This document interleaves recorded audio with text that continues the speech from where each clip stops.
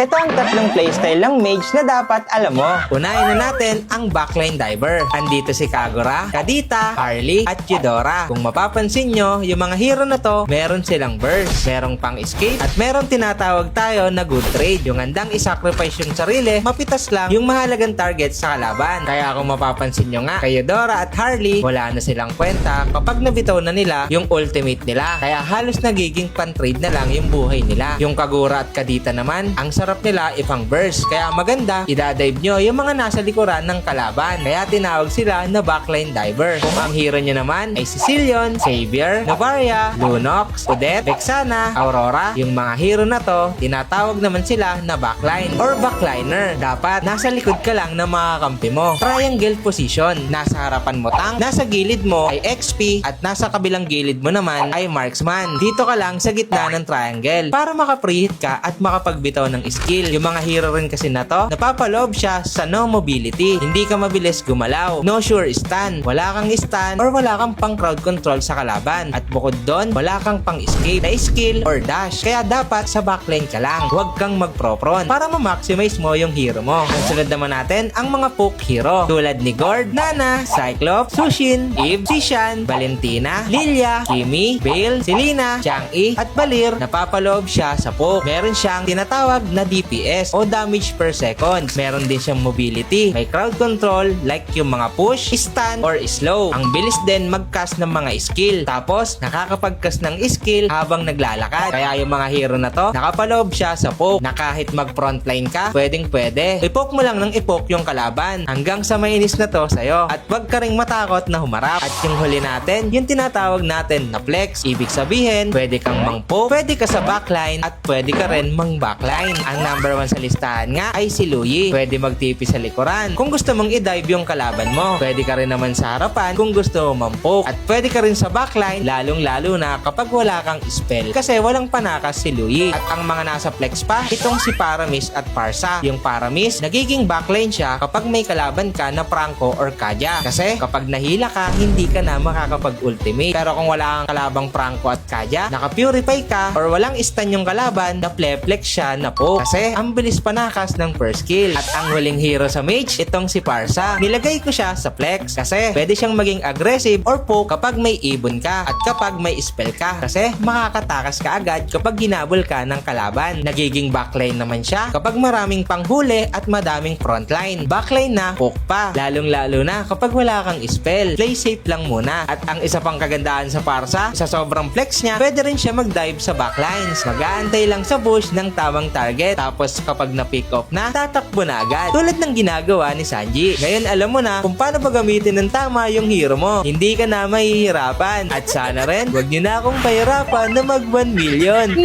Sana may natutunan kayo. Sana makatulong.